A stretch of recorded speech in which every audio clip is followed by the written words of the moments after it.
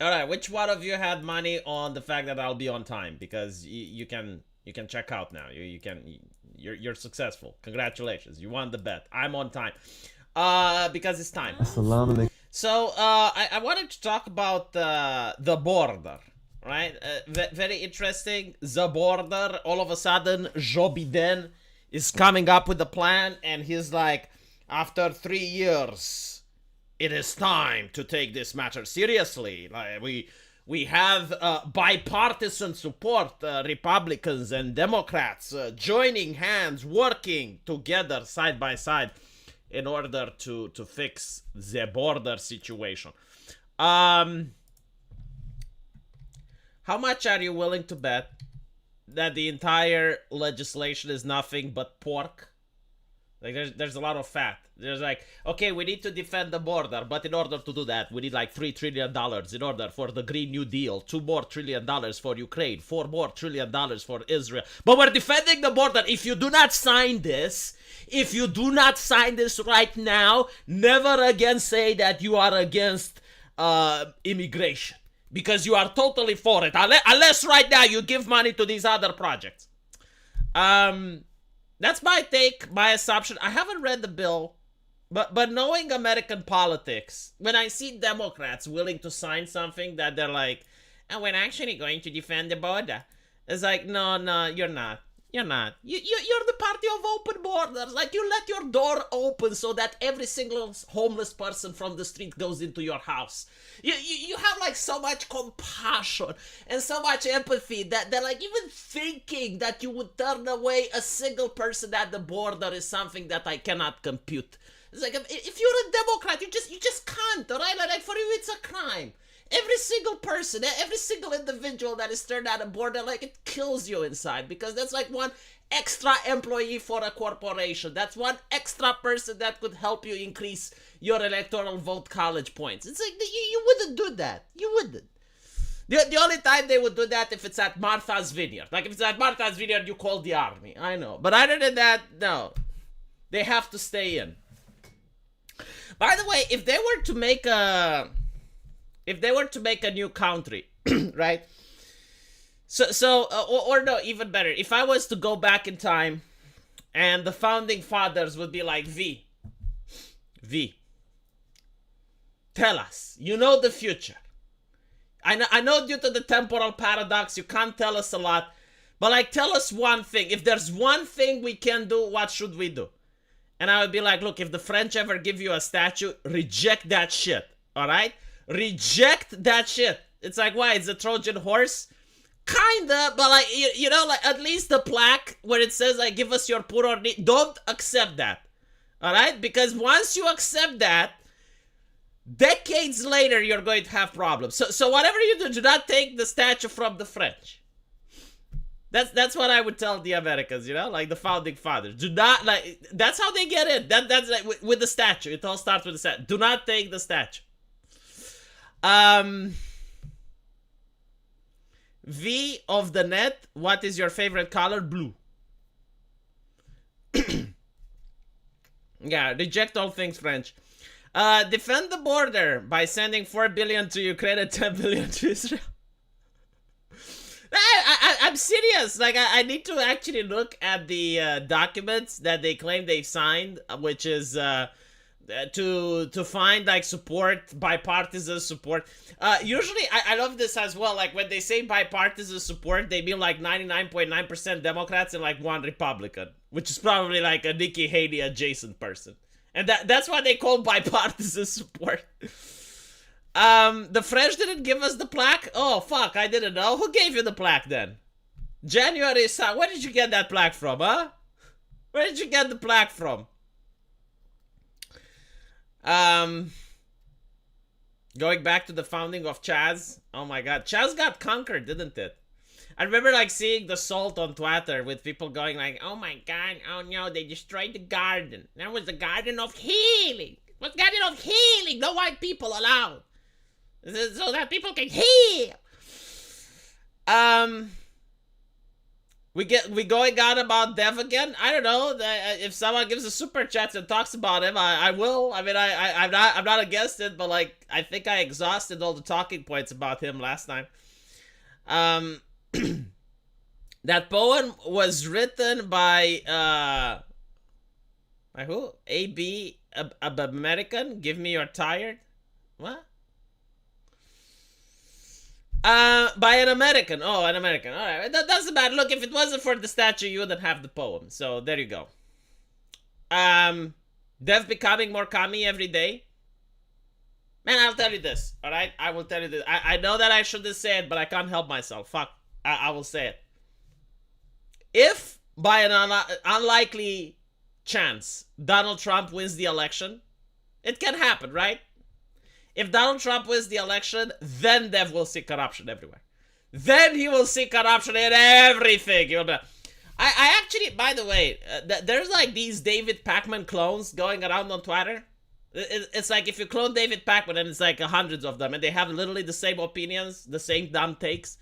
I don't understand how you can say that the economy is booming with a straight face, right? It's like, oh, I have statistics.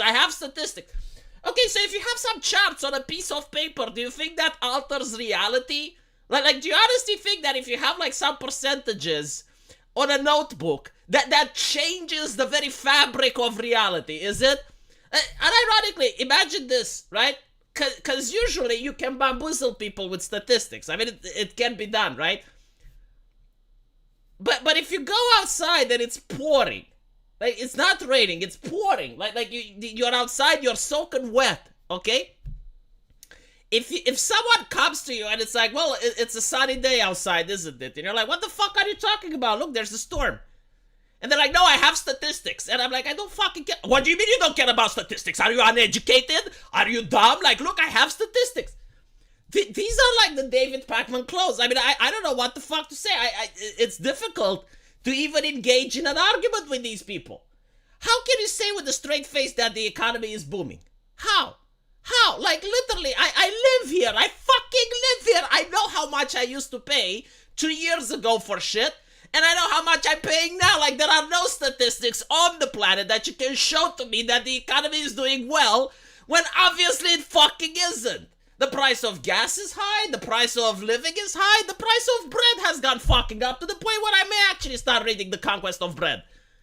That wasn't the problem. Like, bread was never an issue 2 years ago, right? Like, now it's actually expensive. So don't give me the shit. It's like, oh my god, like, you don't understand me. The economy is excellent.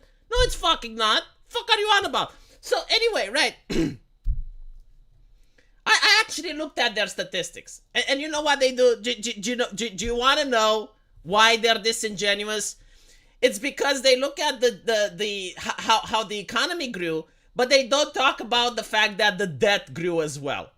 Like the debt in the United States is unsustainable at this point. It has never been this big. It is so fucking big that they're actually talking about removing the debt ceiling or raising it. In other words, what is happening? Imagine if your dad goes to a loan shark and comes home with $1 million, right? I mean, theoretically, now you're rich, right? By all statistics, by all metric, spending is up, you're doing great, like everyone on the family is wealthy. But what happens when the loan shark wants his money back with interest? What then, huh? Is that like the sign of a healthy economy? Is that a healthy... That's what they're doing. And it's like, oh, but we have statistics. It's like, look at the statistics. You don't understand. You're stupid. It's like, fuck off. Let me look at the super chat. Ministry of Wrongthink. Just tell them labor and liberty. Own slaves. BLM will do the rest. Holy shit. Yeah. If you actually, like, have something racist written on the statue, how would Antifa take down the Statue of Liberty? I don't think they can, right? It's too big. Here's a super chat. 10 years when Dev releases the trucker video, I think it'll be the purple woman saying the government did no wrong and praising him. At this point, like, what exactly is there to be said in the trucker video? Like, everyone knows what's happening. Even the Canadian government is like, yeah, you kind of fucked up, didn't you, Trudeau? Like what more needs to be said? Studies are only funded when the powers that be have a policy they want justified. Okay, I'll tell you about the studies in a bit. There's actually two types of studies, believe it or not. So there's private studies and public studies, right? The idea is that public studies are actually better because they're paid by the government, right? So like they do not have the financial interests of a greedy company. The reality is like private studies, you need to look at who orders the study, right? So like if a pharmaceutical company orders studies, they don't want you, they don't want the study to say that the pills are bad, that the pills have side effects. Like they prefer if that's not the case, right? So private studies, it's like who made them, who ordered them, right? Like who paid for them. Government studies is like, well, who was in charge when the study was made, right? So like if the Democrats are in charge and it's a public study, then it's going to try to present the side of the story, the version, the ideology of the Democrats. If the Republicans are in charge, then the studies are going to try to present the perspective of the Republicans. And it's not even that, it's like also at an institutional level, like just because the Republicans are in charge, that doesn't mean that the FBI is on their side, right? So like if the FBI does a study, then it also depends, it's like who is the leader of the FBI, what political leanings he has. Very rarely do you get like genuinely good studies, right? Like objective studies that are done properly. Those used to happen back in the day, but now not so much. Now everything is political, so... I guess it is what it is. The mean truckers did the honking. Yeah. So by the way, speaking about the truckers, like I keep getting asked, it's like, why is it that you support the truckers, but you don't support, 5 environmental activists blocking the road? Hello, Zord. And the answer is very fucking simple. Like first of all, I support the truckers ideologically, right? So I am a little bit biased, obviously. Right? But secondly, if you have like a big rally, a massive rally, where you have like 5,000, 10,000 people going there, obviously they're going to block the streets due to the sheer size of the rally. Like due to the sheer number of people, the streets are going to be blocked, right? Like there is no way for them to protest without blocking the streets. Like when you have like massive crowds of people, it is understandable. But when you have like 10 chuckleheads, right, that are like environmentalists, and the first thing they do is they block the roads, like, surely you can notice there's a difference. Surely you can, right? So like usually like the truckers, they go in front of the government, right? They go in front of the Capitol. But when you have like 10 people, I'm not streaming about you, Dev, shut the fuck up.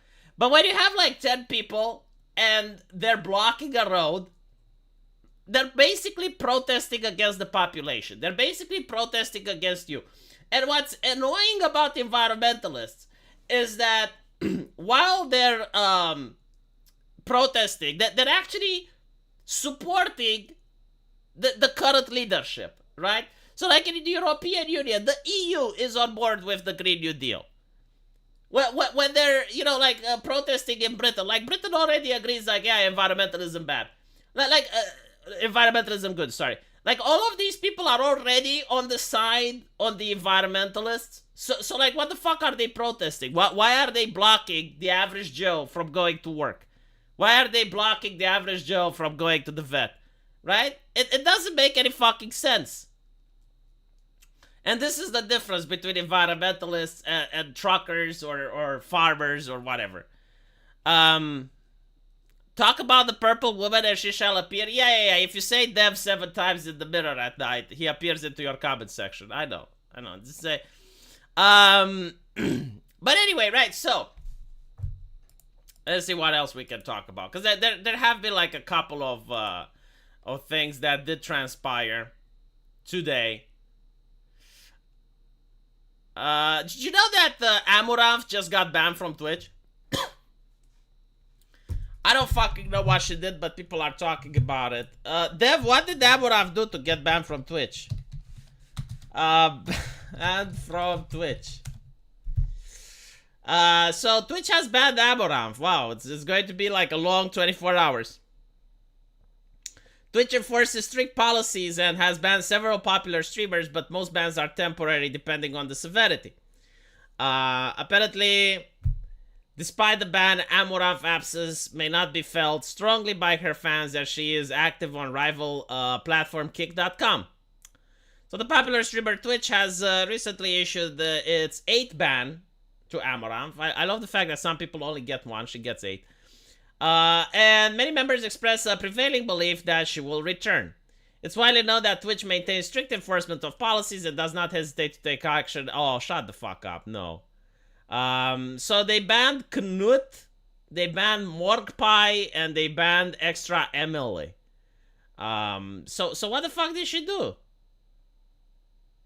No one knows, apparently. No one knows. Like people say that she has been banned, but no one knows, like, what she did. Okay, I will tell you how these things work, okay? I will let you know how these bans function. It's kind of like my publisher telling me how Steam works, right? Like I'm planning to release a game on Steam.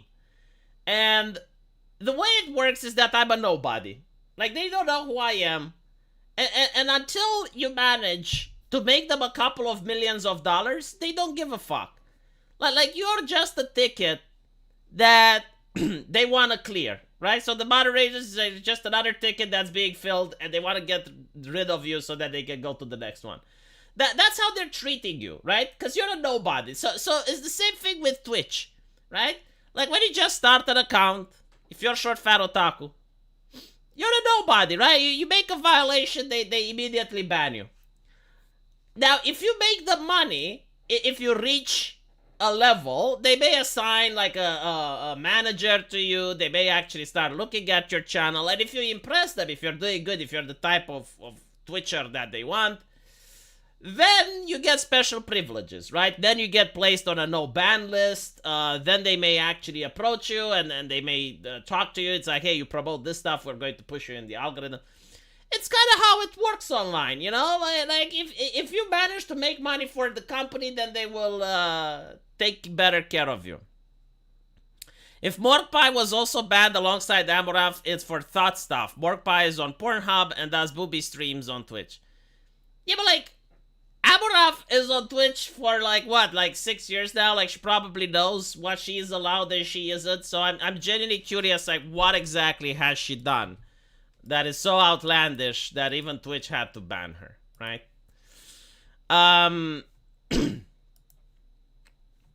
By the way, there's a scam that keeps running around and it pisses me off so fucking much that I need to speak about it. It's on Twitter. Every now and then, I think it's on a weekly basis now. And by the way, why does Dev know about who the fuck Morgpie is, but he doesn't know? I mean, he knows what a Gargura is, but he didn't know what a Fubuki is and other shit. Like, I find it interesting. Anyway, right, moving on. You get an artist that approaches you, right, on Twitter, in DMs. And they're usually... you know what? I'm going to say it. I'm not going to sugarcoat it. A mediocre artist, okay? Like someone that doesn't draw shit, but they don't draw good either. So you have like a mediocre artist. And they're like, can I draw one of your characters? Like, you got interesting original characters. Can I draw one? Now, because I'm from a low-trust society, right? Dev... Because I'm from a low-trust society and I assume people are malicious everywhere, I never fall for this scam. It's kind of like me having ultra instinct. You know, like my body reacts even before I know the attack is coming. So the moment like someone asks me in DMs, like, can I draw one of your characters? I immediately follow up with the question, do you want money for this? Do you expect to be paid? Do you expect financial compensation? And this is when they say yes, right? Because the way that this works, the way the scam works, is that they ask you, it's like, hey, can I draw your troll, right? And if you say yes, they will draw your troll, and then they will ask like for $200 or some shit, right? And you're feeling guilty because like it's almost assumed that you imply that you're going to give them some cash. And that's how the scam works. But because I assume malice everywhere, because I see knives in the dark wherever I go, because the moment you approach me, I assume you're up to something, right? Like the correct way is for me to approach you, not vice versa. I have ultra fucking instinct. Like almost every single scam that has been made on Earth is something that I'm going to dodge. Like it's very difficult. It's not impossible, by the way. It's not impossible to scam me. It has been done, but it is far more difficult. Dev wouldn't feel guilty. It doesn't matter if you feel guilty or not. Then they start raising a stink. Then they start going, it's like, oh my god, you scammed them. Right? If you want to maintain a professional business and you want to work with other artists, you don't like it if someone goes around and says that, oh my god, this guy scammed me. Do not trust this guy. Even if you have receipts, even if you can prove it, it doesn't look good, right? So the best thing is to completely avoid that situation altogether. Best way to avoid that situation altogether is to not even get involved, right? So again, it's like, oh, raise a stake, let's go, let's fight. That's not how you operate a business, Dev. I'm sorry. No, the best way to operate a business is to stay clear of all this drama.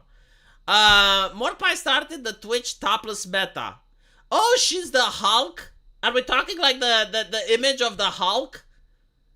Now I know. All right. Hello, Echo Drift. Good day. V just confessed he doesn't pay taxes. Oh my fucking god, I wish. I wish that was the case, but unfortunately, this is actually tax season.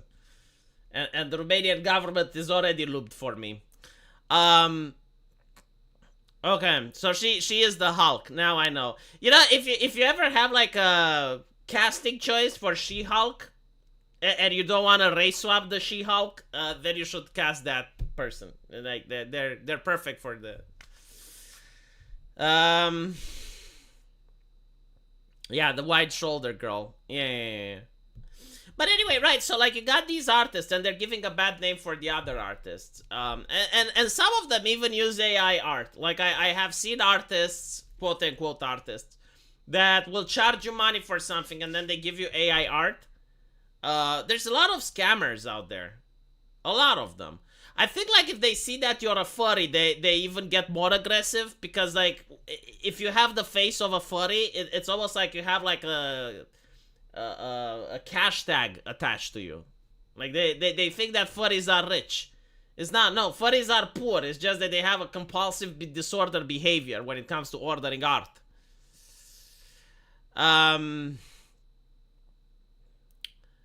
The Romanian taxman is looming over V's shoulder. You know, I honestly think like Romania is so shitty right now that even the taxman has to pay his taxes. So even the taxman is doing poorly. The taxman is not happy either, I guarantee to you. Yeah. My fucking god, another David Pacman clone. Where do they come up? It's like people that are going, oh my god, the economy is so well. The economy is so well. Look, I have charts. I have statistics. The economy is so well. It's like, look, you can gaslight people with charts and statistics. Like, if you have some numbers on a fucking piece of paper, it doesn't mean that you alter the very fabric of reality. As I said in the beginning of the stream, for those of you who weren't here, if I go outside and it's pouring, right? Like, it's a fucking storm. I don't care if the weatherman has like a scientific consensus that it's sunny outside. I don't fucking care if David Pacman shows me his charts and his stats that it's sunny. No, like I'm looking out the window, it's fucking raining, alright? When I go to the supermarket, I know the economy isn't doing well. Oh, the supermarket is greedy. Okay, I go to another supermarket and it's the same shit. Right? Don't fucking tell me the economy is good. Look at the debt ceiling. Right? If the economy is so fucking good, why were they talking about lifting the debt ceiling? Huh? Is the economy good when it's in debt? That's some liberal logic right there, isn't it? It's like, oh my god, we're doing so great. We're in the biggest debt that our nation had in its history. Hopefully, we got CBDC to save us. But either than that, you know, the economy is booming. It's just that we have a lot of debt. My favorite point with the charts and the statistics is when Joe Biden came and said, like, look, all of you fuckers, you're not essential. Stay home and stay fucking safe, alright? You're not allowed to go to your business. The only people allowed to go to your business are the Antifa guys that are going to loot, right? But you guys stay home, stay safe, right? No more jobs. And you see like the job market plummeting. It's like, blah, blah, blah, blah, blah, unemployment at an all-time high. And then Joe Biden goes and through his grace, he goes like, we are opening the economy. Go back to work. And all of a sudden, oh, look at the numbers of jobs I'm creating. Oh, look at the statistics. Oh, so many jobs. Oh, look at my massive employment. No other president has created so much employment as I did. Oh, look at it. And the thing is, it's like that there are people out there. I don't even know how to qualify their IQ. It's like single digit. They look at the television, right? And Joe Biden is like, oh, I'm going to print money right now. I'm going to print money. Stay home. Stay safe. I'm printing money. Right? And people are like, holy shit, this will cause inflation. No, you don't understand, because America, the history, the culture, it's like the petrodollar. It's different. America can print money without inflation. Right? And you have like the New York Times, you have the Washington Post, you have like all the experts. It's like, no, it's not going to cause inflation. It's good. It's all good. Okay, maybe there's a little inflation, but it's all good. Oh, it's not inflation. It's greedy companies. Walmart is greedy. Look at the greed from Walmart. Oh, the oil tycoons, they're greedy. And yet, like, the press is flat out lying to people. The experts are flat out lying to people, because at the end of the day, if I go and I say, look, the prices are high. If you print money, it causes inflation. The next month, I see there's inflation. There are no studies, no charts, no nothing. You fucked it up. Yeah, it's kind of like, I mean, hello, Michael. Imagine this, right? You're going outside, and like there's ice on the ground. It's in the middle of summer. It's ice on the ground. Right? You don't know why there is ice on the ground. But if the press says, no, it can't be ice on the ground, it's summer. I'm like, yeah, but like in the front of my house, I can see there's ice. I'm touching it right now. It's cold. If someone comes up and says like, well, the government may have like a weather device that caused your house to freeze. I'm like, I mean, I don't fucking know, but it's a better explanation than like there's no ice, because there is. Right? So like, oh, well, it's a conspiracy theory. It's like, I don't fucking know, but at least there's some explanation. Like, at least it's like trying to rationalize it, and they admit at least, like they're one step further, they're admitting that there is ice in front of my house. The government says there is no ice, it's summer. Look at the experts. And I'm like, yeah, I understand, but like there is actual ice in here, I'm seeing it. Right? So like, that's pretty much how it is with the experts and the charts and the statistics and all that shit.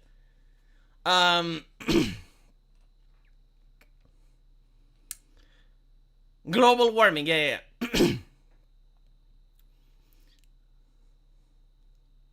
How much money did they print? Like, apparently the money printing didn't stop, they just don't use it yet. They're putting it under the carpet.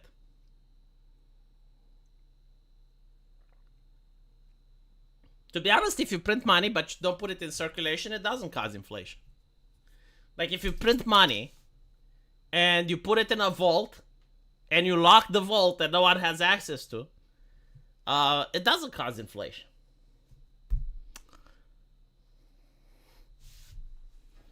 But if you ever open the vault and you give the money into circulation, then holy shit. Why does Destiny think they don't lie to us? Well, people like Destiny, the moment Trump wins elections, if that will ever happen, they will see corruption everywhere. All of a sudden, it's like, oh, now everything is lying. Now everyone is lying.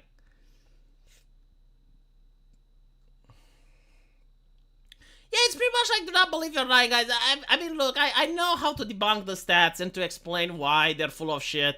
It's usually like missing context, or they're not being charitable, or they're they're straight out lying. But the thing is, like, you get this David Pacman clone on Twitter, and it takes a wall of text to explain it, right? And once you're done, there's another David Pacman clone coming up, and the whole story repeats itself. So at this point, it's so fucking tiresome. It is just like you can't possibly live in 2024 and think that the economy is booming. Like, I'm looking at all the industries. All the industries are doing poorly, except for the politician class. The politician class is doing amazing. But seriously, like, look at entertainment. Like, look at how many gaming studios are going bankrupt. Look at the journalists going bankrupt. The reason this is happening is because people don't have money to advertise. Like, advertisements are going down. Advertisements are going down because corporations are doing poorly. Everyone is firing people. How can you say that, oh, I have charts and the economy is great? I mean, especially if you're a YouTuber. Like, if you're a YouTuber, you notice that you're getting less super chats.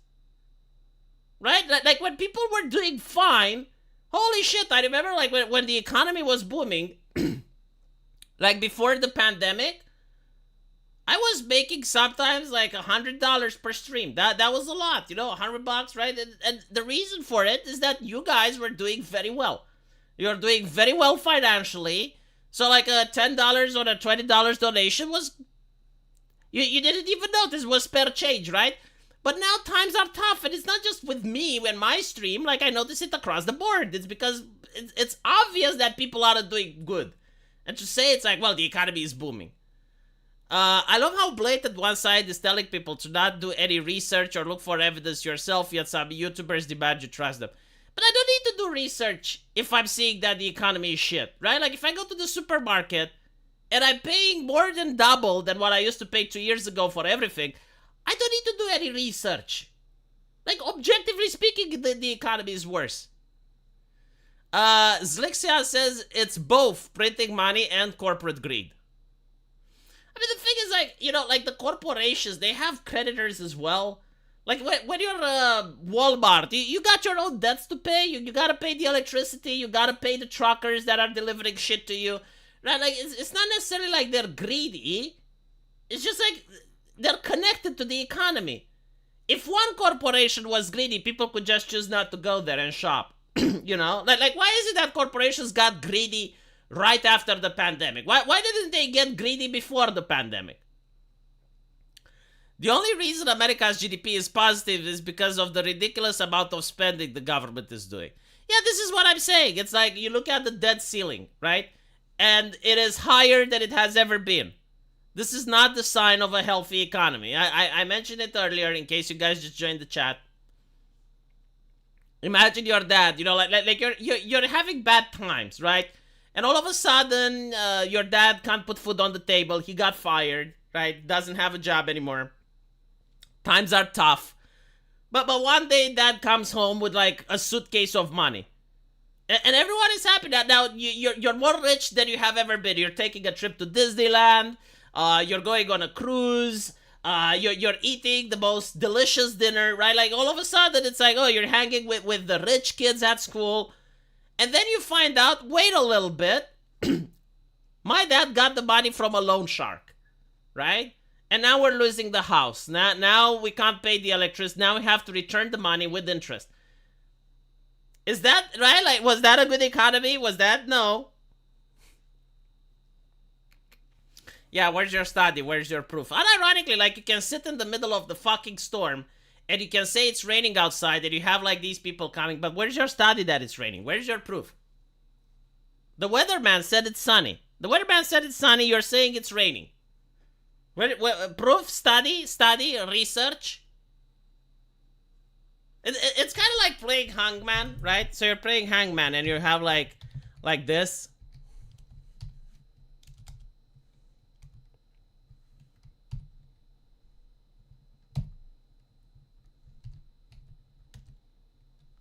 And you're looking at it, and you're thinking, and you're like, okay, monkey.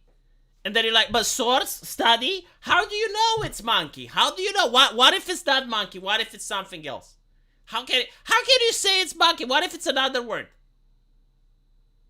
How can you say that? How do you know? How do you know?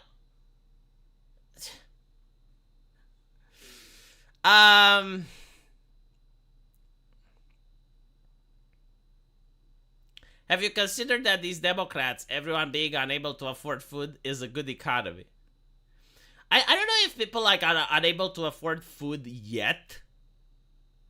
But I know a lot of people that like finally managed to get out of the middle class to get to the middle class lifestyle. Like there's a lot of people that I know. Hello, Chris. Which before 2020 they were really poor, and then they started making money, and they were like middle class now, and they were very happy. And then the pandemic came, and now they're poor again. Right? And this is due to the fact that I don't actually know people that are lower class, right? Like I didn't know like people who are poor. But I imagine the people who are poor were doing absolutely atrocious after the pandemic. Yeah, how do you know? How do you know? It's like, how do you know? But it is so fucking tiresome, right? Like the idea that people can notice patterns, right? And have like pattern recognition, and then to be honest, by the way, it's kind of like this, all right? When you're a kid and you learn how to read, right? So let's go back to the word monkey, right? And you learn how to read as a kid. You're like MONKE, monkey, right? Like that. That's how you do it when you're a child, right? You just learn how to read. But the reality is that this is not how we read now. If you see this, you're going to say, oh, that's monkey, right? A kid will not be able to tell. Why is it? Because your brain actually doesn't read the whole word. Your brain reads like usually the first letter, the middle letter, and a couple of letters in between. That's how we actually read, right? So when you invert the letters from inside, your brain still tells you the actual word. Why? Because like we use pattern recognitions in our daily lives. We do not like actually have to see every single piece of the puzzle before we actually make our mind. Now sometimes sure, like sometimes maybe you're missing a word and you're misreading it because of this, right? Like you're reading too fast but like normally speaking, like almost all the time, you're witnessing this with pattern recognition. Yeah, it's word shape recognition. Like your brain doesn't stop to read everything by the letters. Your brain notices the size of the letter, the middle symbols, the middle letters, the first one and the last one.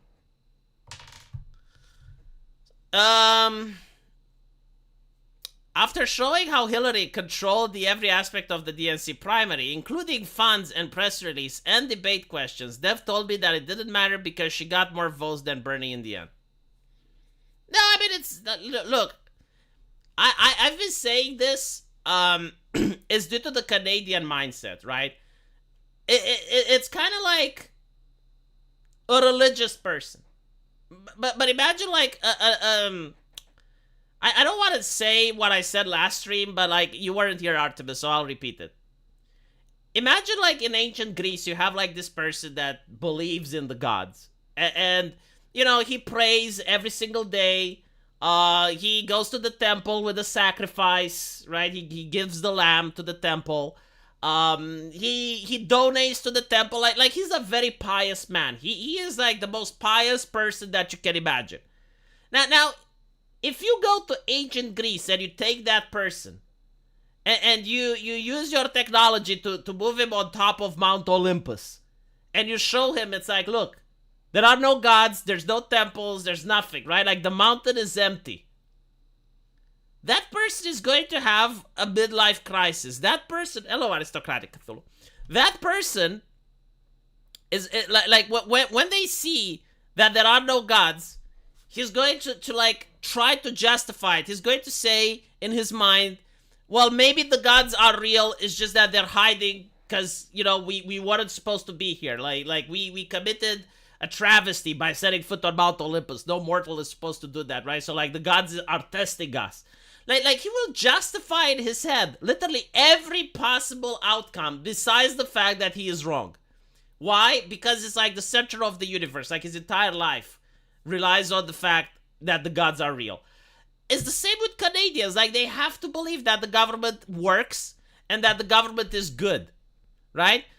They cannot possibly believe that the government is evil, because if they believe that, then according to like the liberal view, if the government is evil, like you have a duty to rise up against it. Right? So like the Canadians find that to be unthinkable. Not all countries are like that. Like, for instance, in Russia, like the Russian people know that the government is corrupt, but they don't rise up against it. Did you notice that?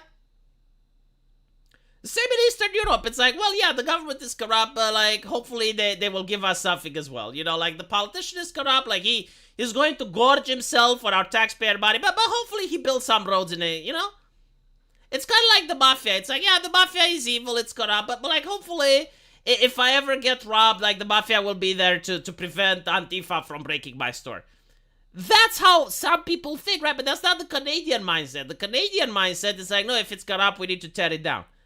But they don't, like tearing down the government is unthinkable. So because of that, they can never admit, they will, like, they would have a midlife crisis if a Canadian was proven beyond the shadow of a doubt that the government is actually staffed by greedy people. And the thing with the Arkham Razor as well, it's like, which is more likely? It's like that the government is incompetent or that it is corrupt, right? They will say, well, it's incompetence. And I'll be like, how the fuck is it possible that on issues like immigrations, on issues like crime, on issues like the economy, on all these fucking issues, like these people are incompetent? So they're not incompetent when it comes to winning an election. They're not incompetent when it comes to, you know, managing their campaign finances and managing their PR appearances and knowing how to talk to people. Like, they're not incompetent with that. They're surrounded by experts and advisors, and those aren't incompetent, right? But for some fucking reason, every single time, every decision they make on important matters is just incompetence. It's like, I'm sorry, but that's not Arkham Razor. Like, it's more likely that they are greedy people, right? Like, greed is a lot more justifiable than incompetence. And in this case, yeah, they're politicians, and if they can make profits by enriching themselves, they don't care about the people.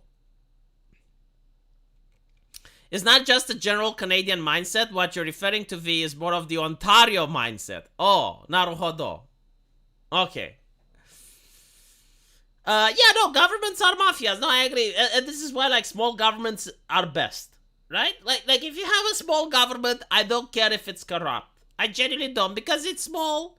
What is it going to do, right? Like, if you have a government like in the Wild West, it's almost non-existent, right? Like, you're in a frontier town, like, there is a government, but it doesn't really interact with you. Then it can be corrupt. I don't fucking care, you know? I'm starting to get annoyed by V's generalization of Canadians. Yeah, I'm actually aware that it's actually like 3 cities that control Canada's politics. I think Ontario is one of them, Toronto, and you got like one more. So it's like 3 cities that are the most prevalent, and they constantly vote for Trudeau. Hello, Rado. Welcome to the show. Yeah, see, that's an American mindset. It's like a citizen's duty to keep the government accountable. In Eastern Europe, we don't view it like that. I don't think in Mexico they don't view it like that either. It's just like the Anglosphere. It is what it is, you know, so...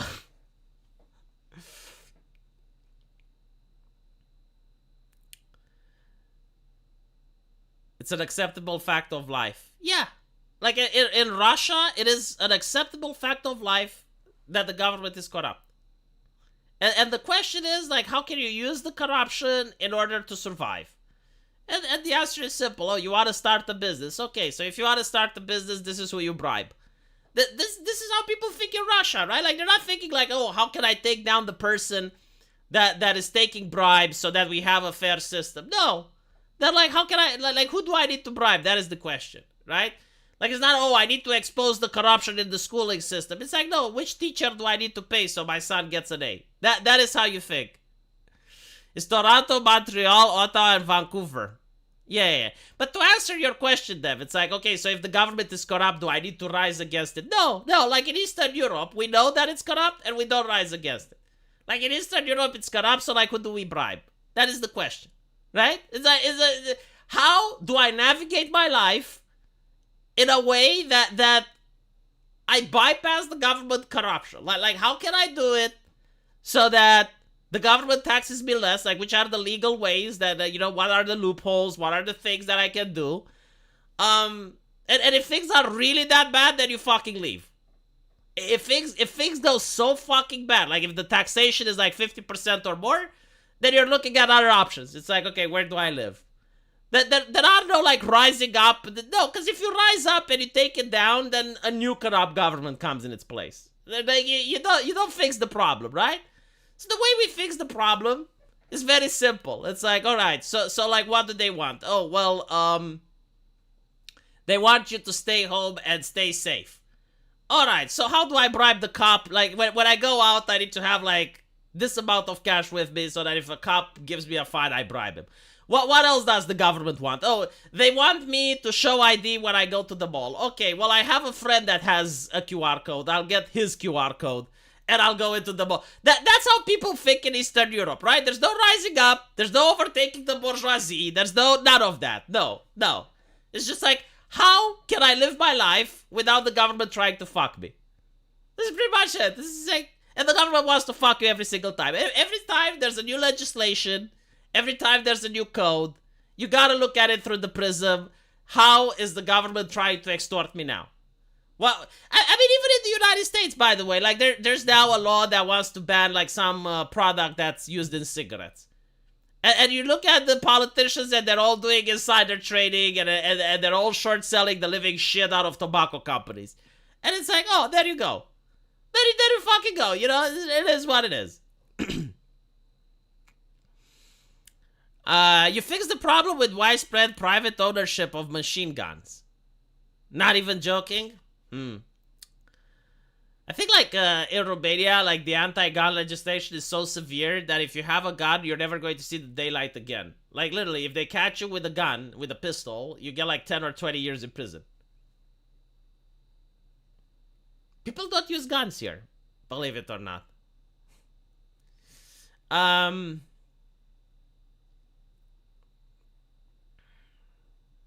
V's view seems to be the norm now, especially in the post-COVID world. Well, the moment you saw like that, they're able to instill fascism within a day. Like I will tell you why I think the American government is corrupt. It's very easy to explain. You have like all of these people when Trump wins the election, and they're like, fascism, oh, fascismus. Oh, fascism, bad, orange man, fascism. Fascism was everywhere, right? Except when the pandemic comes, and you have to show papers to your waiter at McDonald's, where they declare you unessential and they can lock you away from your business while they're encouraging people to riot on the street. Fascism isn't, apparently, when you're renting your house to some to some people and now they can refuse to pay rent because the CDC moratorium said so, right? And what were the consequences for that? What? Nothing. Jack shit. So you're telling me that the politicians and the people in charge that created that system, noticing that there is absolutely no repercussion from fucking with the population to the point where they are actually installing fascism, and there's absolutely no backlash, no, you're telling me that they're going to be like, you know what? Maybe we shouldn't abuse our power. Maybe we should just be normal. No, they're not. They're going to just like, okay, well, we can get away with it. That's the mentality.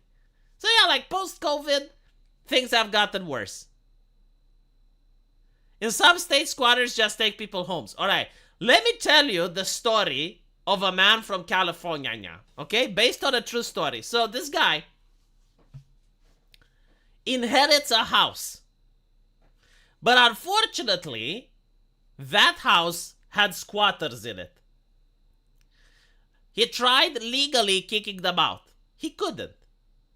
So what he ended up doing is he gave the house to a friend of his, which he trusted. And then he got his friend to rent him the house. He waited for the squatters to leave, and when they left, he went in, threw away all their things, and changed the locks. And the squatters couldn't kick him out because he was a squatter as well. Had he been the owner, what he did would have been illegal in California. But because he was a renter, he had more rights than the owner, and the squatters couldn't do jack shit. How's that for a story? Huh? How is that for a nice story? I love it when leftists are screaming America is a nation of laws. America is not a nation of laws, but of men. Leftists think just because they gain power or pass laws that people are forced to obey. Well, you look at the reality. Do people obey? The answer is yes. And if people obey, then it is a nation of laws. That is clown maxing. Yes, clown maxing. But it is what it is. I mean, this is how we do it in Eastern Europe as well. Just so you know. Like when you have a system that is corrupt beyond belief, I mean, it's not normal. All right, like it's not normal. It's clown maxing when the renter has more rights than the person owning the building. With the exception, by the way, if the owner of the building is a bank. If the owner of a building is a bank, then they have all the rights in the world, right? But if you're not a bank and you're just like owning your own apartment, you have less rights than the person you're renting to. So in this situation, well, you gotta play by the meta. You need to understand that if you're an honorable person, you're going to take it up the ass, right? If you have dignity, well, the dignity goes up the asshole. So what you need to do is you need to play the meta. I mean, I'm looking at one of the stats which shows that I think it was like 35% of kids identify as being LGBTQ, which is a huge number, right? And I'm like, how many of them, though, identify like that just because it's the current culture? It's kind of the same with white people identifying as Hispanic on various charts and questionnaires. Because they're like, okay, well, they can't prove I'm not Hispanic. Like, there's no dossier or thing that would prove that I'm not, right? Like, if you identify as being Cherokee or something, then the tribes actually do have evidence, and they will say, well, no, you're not. But if you identify as Hispanic, they can't disprove that, right? So it's kind of the same. It's like, oh, you go to class and you see that this kid came out as queer, and everyone is applauding, everyone is saying, oh, it's stunning and brave, everyone is giving attention, right? Like, why wouldn't you identify the same? Even if you're not.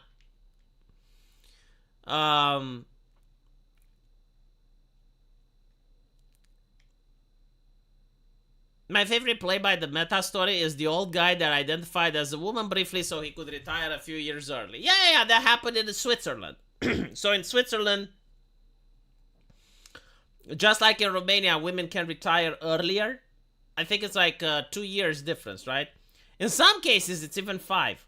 So like men retire at the age of 70, women retire at the age of 65. Some nonsense like that. And there was a man that identified as a woman. I mean, he was old, right? Did he realize that he is transgender at such an old age? No. He just wanted to get retired earlier and start getting welfare. Good for him. Like that's how you're supposed to play it.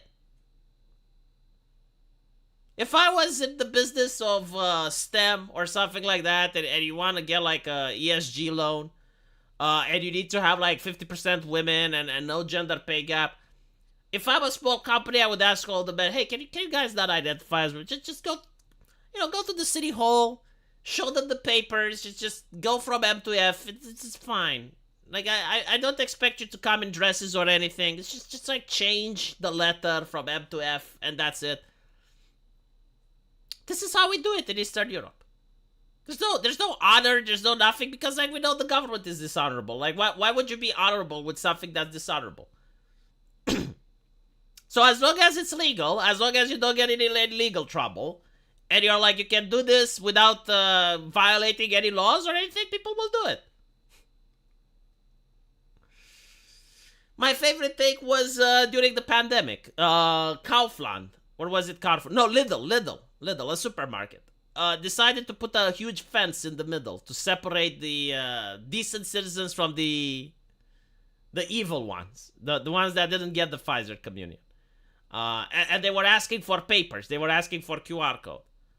So Romanians went, oh, you fuck with me, I'll fuck with you. Do you know what they did? They didn't do it like in Canada. Oh, we're going to protest. Oh, we're going to honk in front of, no, or we're going to break it. No. No, right, let me show you, because this is actually wonderful. This is how Eastern Europe solves its problems.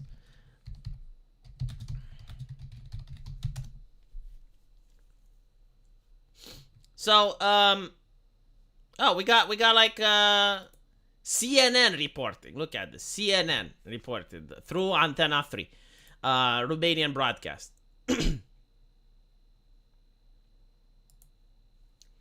So you got, right? You have like this thing, and this is where the people that took the Pfizer communion stayed. And this is the unclean ones. So, how did the Romanians fix this problem? Because it was a problem that was fixed, I think, like in less than a day. How did we manage to get the store to take... They filed complaints. They filed complaints to the... what was it? The fire department, the health inspector, the... Right? So the store was like, show me papers. I want to see your papers. And then the government officials were like, no, motherfucker, you show me your papers. Do you have your papers for the last health inspection? Like, we got like concerned citizens saying that they bought packages from you and they had rotten food. We demand inspection. Close down your fucking store so we can inspect. I mean, there were more than 30 people that complained. Eventually, the fire inspector came out and they were like, well, look, we appreciate that you're taking the measures of health seriously, but the fire exit is through here. And the people that took the Pfizer communion, the most honorable among our folk, they can't have access to the fire exit because of this. Oh, we have to fine you. We have to fine you. Oh, pay money to the government. Do you know how fast these things went away? You can't even imagine. Like all of a sudden, just like a fucking miracle, COVID went away. All their care about, health and safety and we're protecting, all of a sudden, no one was protected. Everyone lived in danger and stress. Yeah, but this is how you do it. Right? This is how you do it in Eastern Europe. You don't rise up against the corrupt guy. No, you use every single tactic that you can against the people that want to fuck with you. Oh, you're fucking with that? We're fucking with you as well. It's fine. You know, the fucking will continue until you back down. Using your friend's QR code is illegal, though? No, it's not, because it wasn't like an official document or something like that. Like first of all, we actually knew that the law itself is unconstitutional, which it was, by the way, because it got struck down. But if I was to be... Like, if I was to be fined, if they would say, oh, you're using someone else's QR code, I would have said, it's like, I'm sorry, I don't know how to use a mobile phone. There is absolutely no law in Romania that says that I need to know how to use a mobile phone, and the fact that they're forcing me to use one, I'll be like, I have no idea what the QR code is. It's like, yeah, I mean, a friend of mine said you show this, you go into the mall. And then they have to waste money with me, taking me to the trial. Of course, I never used it. I never did that. I didn't go to the mall. But if someone were to ask me, it's like, what would you do, hypothetically speaking? Hypothetically, if you went to the mall and you showed QR code, I would be like, well, I don't know how to use mobile phone. But you have a mobile phone. I do have one, but I never used it. You gotta prove it beyond the shadow of a doubt. Go on. I mean, you know, like if everyone thinks like this, imagine if you try to sue people and literally everyone is using the same arguments, and now you're stuck in paperwork. Now the courts are clogged. Pulls up history. See, you made the call. You used it. No, someone else must have. Like when I go around in town, I sometimes leave my phone on a table. You know, anyone can pick it up. It doesn't have a password. I don't know who you made the call. Or I can say, well, a friend of mine called for me. I know how to make calls, but I don't know what this QR code is. I mean, there are so many arguments you can make. Yeah, I'd probably go, it's like, yeah, I know how to make a call. I don't know how to use the QR code thing. I don't even know what the QR code is. You would drive him insane. I mean, that's the whole purpose of it. I have a friend who does not have a phone. I see. No, but like I think that was one of the arguments that the law was found unconstitutional. It's like literally this was the thing. It's like the government did not train people how to use a mobile phone. Like the government can't expect people to show a QR code on a mobile phone if the government doesn't instruct people how to use the mobile phones. I don't know how to use it. I never got any official training. Where does it say in the Romanian law book that people need to have mobile phones? Nowhere. No, unironically, I never used QR codes during the pandemic. In my town, the security guard at the mall wouldn't even check. So, there was that. I think like they checked a little bit in the beginning, but after a while they stopped, so. The QR code was personal. You don't get to decide if a law is unconstitutional or not, though. A judge does, and judge is usually not on your side. No. I know the Romanian system. I knew for a fact that this is not going to stay. And I was right. Like, in hindsight, I was right. Every single law that came out during the pandemic was unconstitutional. Hey. You know, it is what it is.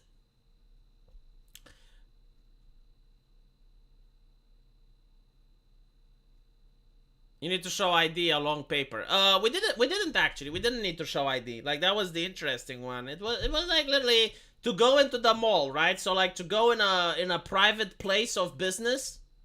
I don't even know. Like no one got fined for it, right? So like I'm pretty sure like everyone was faking their QR code because it was impossible. Like the rate of vaccination was something at one point like 20%, 30%, and yet the malls were filled.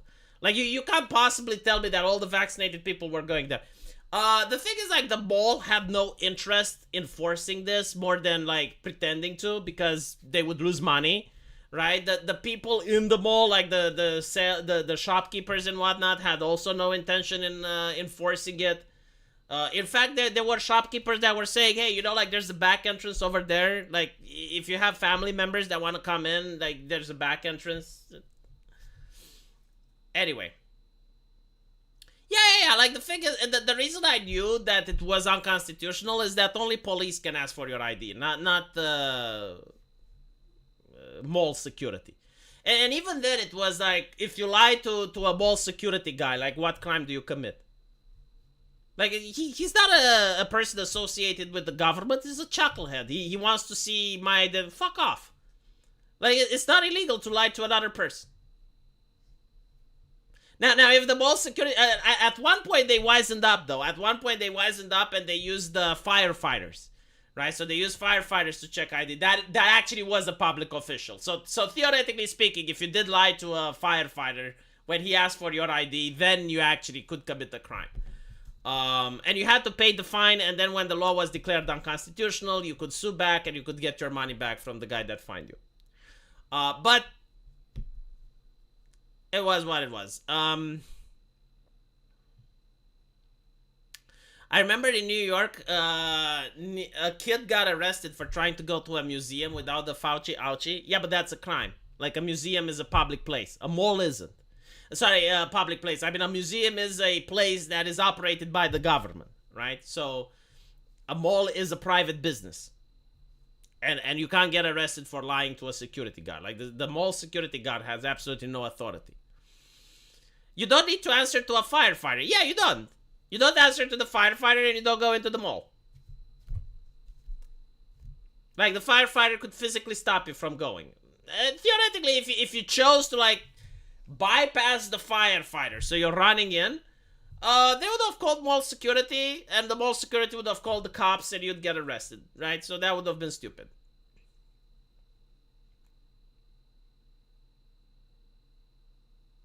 I love the idea that we can talk about what everyone went through. We don't do that often. Oh my god, like I was talking about it with taxi drivers and with other people, and I was saying, like, you know, if we actually say this on social media, we would get banned. Like, normal conversations that you would have with your friends and family. If we talk about it on social media, we would get banned.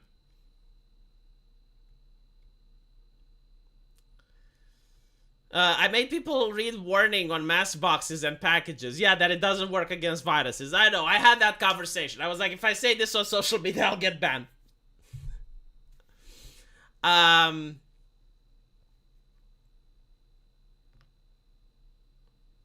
Malls are privately owned public spaces. I don't know how it's like in America, but in Romania, it's a private business. And in a private business, they can't ask for your ID. And if they do ask for your ID and you lie, you're not committing a crime. You're only committing a crime if you're lying in front of a public official. So unless the security guard also happens to double as a public official, I don't care. My biology teacher talking about how most of the measures were taken was to prevent the cause of COVID was bullshit, was absolutely based as fuck. The doctors were as well, like many doctors in the hospitals. We were talking about it, and all of us agreed. But the thing is, like, if you went on social media and talked about it, your account got banned. If you raised a stink about it in front of the press, you would get suspended from your work without pay. Like, okay, well, most people were like, I mean, it doesn't change anything, right? Because you did see doctors like talking about it and nothing changed. So it's,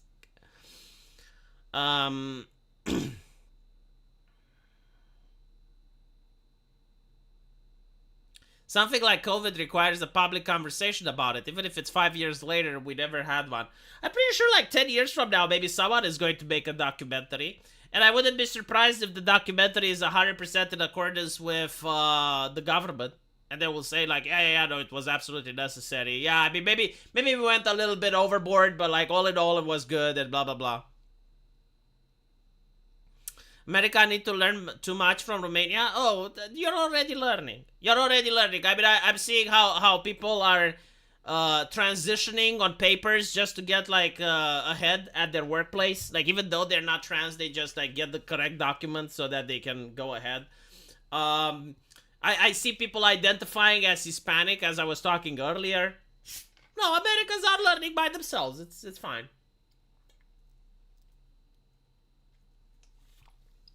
I know companies which are pretending to be woke just to get the ESG money, but in reality they're right wing as fuck. Those documentaries already exist? Ah, I see. Anyway, right. I need to go to bed because it's getting a little bit late and I have to wake up early tomorrow. So, yeah, it was fun talking about it. It's interesting how quickly people forget.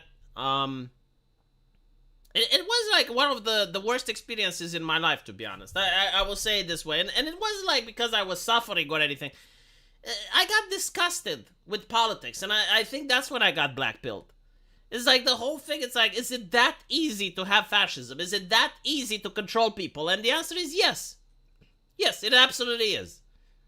Like, if you want to prevent people from going to work, that's the way you do it.